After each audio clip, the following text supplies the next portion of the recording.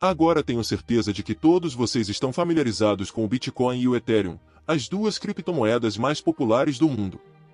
O fundador ou fundadores do Bitcoin optaram por permanecer anônimos, e embora haja muita especulação sobre quem poderia ter fundado o Bitcoin, a única coisa que sabemos com certeza é que o fundador é conhecido como Elias Satoshi Nakamoto. Por outro lado, conhecemos o fundador do Ethereum, que é um cara chamado Vitalik Buterin. Diferentemente de todos os contendores para Satoshi Nakamoto, Vitalik não é um matemático ou programador de 50 ou 60 anos. Na verdade, Vitalik tem apenas 27 anos hoje.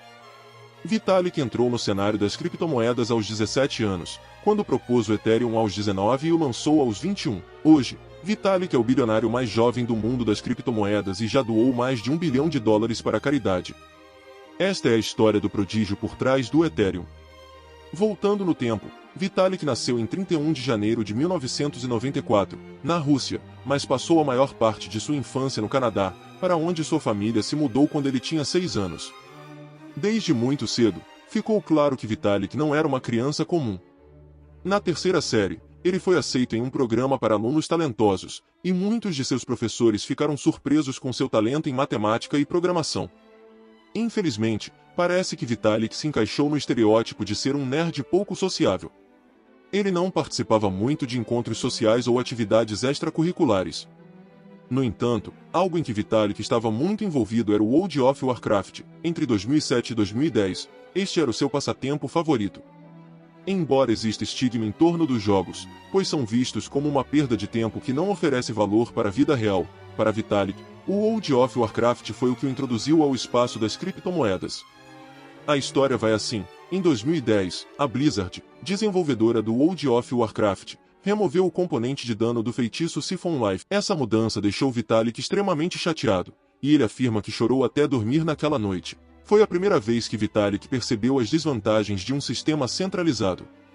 Esse transtorno o introduziu ao espaço das criptomoedas. No ano seguinte, quando Vitalik foi apresentado ao Bitcoin, ele afirma que estava bastante cético, como a maioria de nós. Sua principal preocupação com o Bitcoin era que ele não tinha respaldo físico. Como poderia algo sem valor? No entanto, à medida que Vitalik estudou mais as criptomoedas, percebeu que o mesmo argumento poderia ser usado contra as moedas fiduciárias. Aos 17 anos, ele conseguiu um emprego escrevendo para um jornal de criptomoedas chamado Bitcoin Magazine, chamado Bitcoin Weekly. Ele era pago apenas 1,50 centavos por hora, mas, como Vitalik não estava nisso pelo dinheiro, ele aceitou. Algo que deve ser observado é que Vitalik era pago em Bitcoin. O dono da revista lhe pagava 5 Bitcoin por artigo, o que na época valia apenas $3,50. Isso significa que Vitalik era pago aproximadamente 2,1 Bitcoin por hora. Com o benefício da retrospectiva, acredito que concordaríamos que não era tão ruim. Infelizmente, o Bitcoin Weekly acabou fechando devido à receita insuficiente, mas quando a revista fechou, Vitalik já havia construído um nome para si no espaço das criptomoedas. Portanto, quando um entusiasta das criptomoedas chamado Mihaly Z iniciou sua própria publicação de Bitcoin, Vitalik foi uma de suas principais escolhas. Mihaly pediu a Vitalik que cofundasse a Bitcoin Magazine e com ele se tornasse o escritor principal da revista. E assim, Vitalik lançou seu primeiro negócio em setembro de 2011, aos 17 anos. Isso se tornou quase um emprego em tempo integral para Vitalik, pois ele passava 30 horas por semana pesquisando criptomoedas, escrevendo sobre criptomoedas e trabalhando em outros projetos relacionados às criptomoedas. Apesar de dedicar tanto esforço às criptomoedas, Vitalik não descuidou dos estudos. Ele continuou sendo um dos melhores alunos do ensino médio e até ganhou uma medalha de bronze na Olimpíada Internacional de Informática em 2012. Após o ensino médio, Vitalik se matriculou na Universidade de Waterloo, mas, na faculdade, as criptomoedas começaram a consumir sua vida. Ele estava viajando pelo mundo para se encontrar com especialistas em criptomoedas e escrever sobre suas perspectivas em sua revista.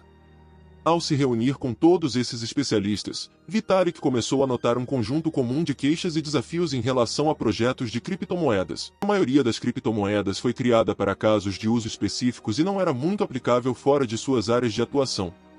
Vitalik sentiu que essa deficiência poderia ser facilmente corrigida substituindo os protocolos existentes por uma linguagem de programação completa. Ele propôs sua ideia a todos os projetos existentes com os quais havia construído relacionamentos, mas nenhum deles estava realmente interessado na ideia. Então, Vitalik decidiu fazer isso sozinho. No final de 2013, Vitalik escreveu sobre sua ideia para o Ethereum em um white paper, que compartilhou com seus amigos do mundo das criptomoedas. Seus amigos, por sua vez, compartilharam com seus amigos, e em pouco tempo uma grande parte da comunidade de criptomoedas estava falando sobre o potencial do Ethereum. O feedback positivo foi muito encorajador, mas Vitalik ainda não estava pronto para dar o salto. Sim, ele tinha uma empresa e provavelmente tinha dezenas de Bitcoin, mas isso não valia tanto na época. Para obter financiamento, Vitalik se candidatou à DTL Fellowship, que concede $100 mil a jovens que desejam construir coisas novas em vez de ficar em uma sala de aula.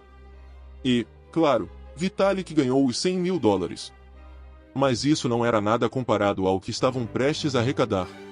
Vitalik, Mihai, Gavin Wood e outros entusiastas de criptomoedas começaram a trabalhar no Ethereum em janeiro de 2014. Um mês depois, Vitalik apresentou a versão aprimorada do Ethereum na conferência Bitcoin de 2014. Alguns meses depois, a equipe realizou uma oferta inicial de moedas, ICO, para arrecadar mais dinheiro para o projeto. Não estou certo de quanto dinheiro eles pretendiam arrecadar, mas parece que eles superaram sua ICO. A equipe conseguiu arrecadar incríveis $18 milhões vendendo 31 mil Bitcoin em Ether. Não acho que vocês ficarão surpresos ao saber que Vitalik abandonou a faculdade após essa impressionante rodada de financiamento. No ano seguinte, a equipe desenvolveu a maior parte do Ethereum, e a plataforma foi oficialmente lançada em julho de 2015. Deve ser observado que o Ethereum em si é na verdade apenas uma plataforma.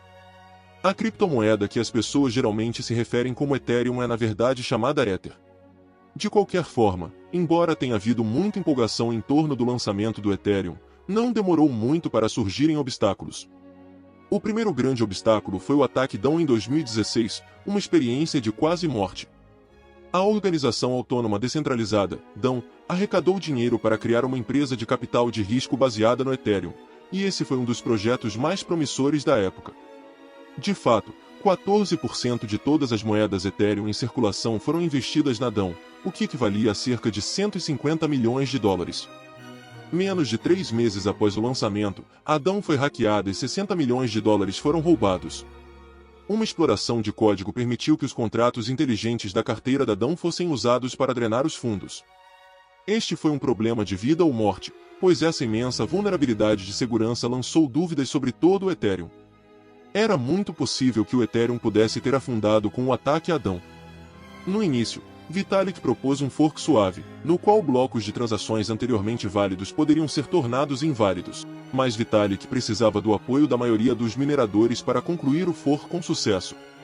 Após ouvir o plano, os hackers contra-atacaram, afirmando que não era culpa deles que houve uma vulnerabilidade de segurança, e que os fundos que roubaram foram obtidos de maneira justa.